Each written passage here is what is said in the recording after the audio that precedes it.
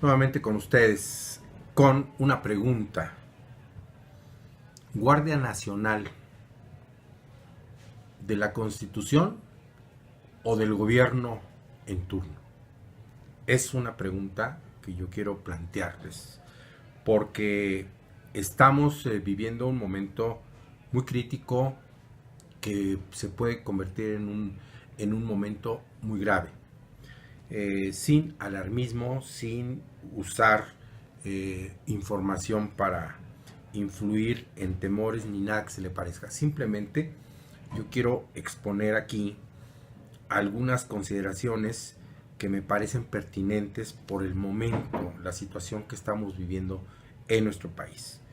En primer lugar, hay que aclarar una situación. Como lamentablemente la inmensa mayoría de los mexicanos no conocen la Constitución, pero la inmensa mayoría, incluso de personas con profesión, con estudios de posgrado, y no conocen la Constitución. Ya no digamos los diputados senadores que a veces andan preguntando sobre el artículo 200 de la Constitución cuando no saben que solamente tiene 136 artículos. Bueno, entonces, aquí el asunto es, ¿existe o no Guardia Nacional en la Constitución? Sí existe. Por lo menos desde 1917, que se aprobó, que se promulgó la Constitución actual de nuestro país, derivada de un movimiento social que costó la vida de más de 1 millón de personas. Es decir, no es una Constitución que la compramos en el supermercado o que nos la mandaron de regalo los muchachos de la Escuela de Derecho de Harvard. No. Esta Constitución se escribió, se redactó en el Congreso Constituyente de Querétaro en 1917 y se promulgó el 5 de febrero de ese año. Los diputados la votaron, la discutieron y la aprobaron, pero quienes dictaron esa Constitución, sobre todo los artículos fundamentales, que aquí en varias ocasiones ya los hemos comentado, fueron los mexicanos que estaban todavía de pie con las armas en la mano. Un detalle que debemos de recordar y valorar para no hacernos conjeturas equivocadas de que las constituciones se compran en el supermercado. No, las constituciones las hacen los pueblos, las aprueban los diputados constituyentes, pero la dicta el pueblo con su lucha, con sus aspiraciones, con sus reclamos. Entonces, si esa Constitución del 17 establece en su artículo 31, fracciones segunda y tercera, 35, fracción cuarta y 36, fracción segunda, que la Guardia Nacional, ¿sí?, dice en primer lugar que establece como obligación de los mexicanos el artículo 31, en fracción segunda, asistir los días y horas designados por el ayuntamiento del lugar en que resida para recibir instrucción cívica y militar que los mantenga aptos en el ejercicio de los derechos de los ciudadanos, diestros en el manejo de las armas y conocedores de la disciplina militar. Y en la tercera fracción dice, alistarse al servicio de la Guardia Nacional conforme a la ley orgánica respectiva para asegurar y defender la independencia, el territorio, el honor, los derechos e intereses de la patria, así como la tranquilidad y el orden interior.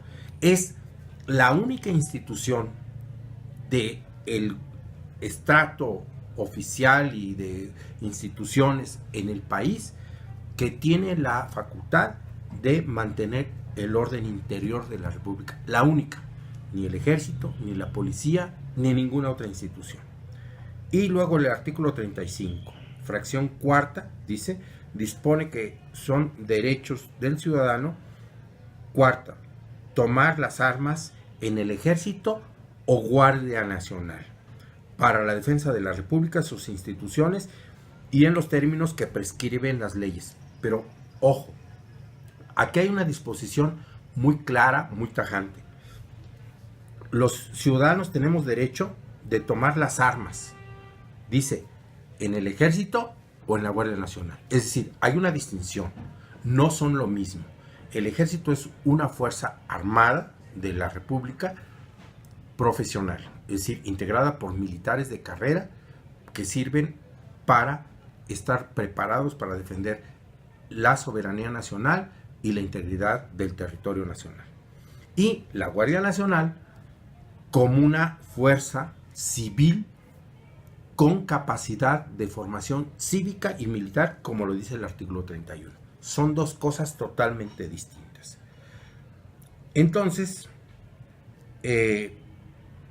vamos entendiendo que la naturaleza de la Guardia Nacional no es ni militar ni policial. No puede estar integrada ni por profesionales de la milicia ni por profesionales de la policía. Son ciudadanos que se aprestan previa capacitación, ¿sí?, cívico y militar para organizarse y defender sus territorios, porque aquí lo estamos leyendo. Se va a formar la Guardia Nacional por municipio. Nada de que yo recluté 20 personas en Guerrero y las traigo a Yucatán, o que yo recluté 50 de no sé dónde de Veracruz y me las llevo a Colima. No, son los ciudadanos de cada municipio.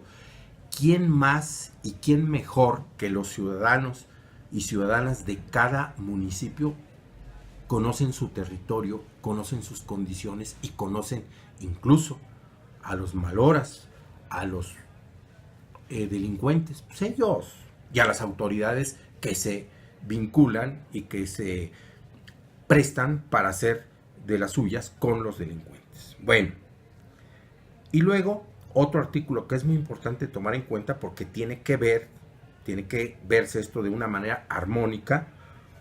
Dice el artículo 129 de la Constitución: en tiempo de paz, ninguna autoridad militar puede ejercer más funciones que las que tengan exacta conexión con la disciplina militar. Solamente habrá comandancias militares fijas y permanentes en conexión con la disciplina militar, y estos lugares estarán en castillos, fortalezas y almacenes que dependan inmediatamente del gobierno de la Unión, o sea, del gobierno federal, o en los campamentos, cuarteles o depósitos que fuera de las poblaciones, fuera de las ciudades, estableciere para la estación de las tropas. Queda muy claro. El Estado mexicano, el Estado Nacional mexicano, es un Estado civil, es un Estado de ciudadanos que tienen un ejército, una marina, una fuerza aérea que sirven para proteger el territorio, repito, y la soberanía nacional. No para gobernar, no para perseguir delincuentes, no para andar en la calle. El artículo 129 es muy claro y preciso.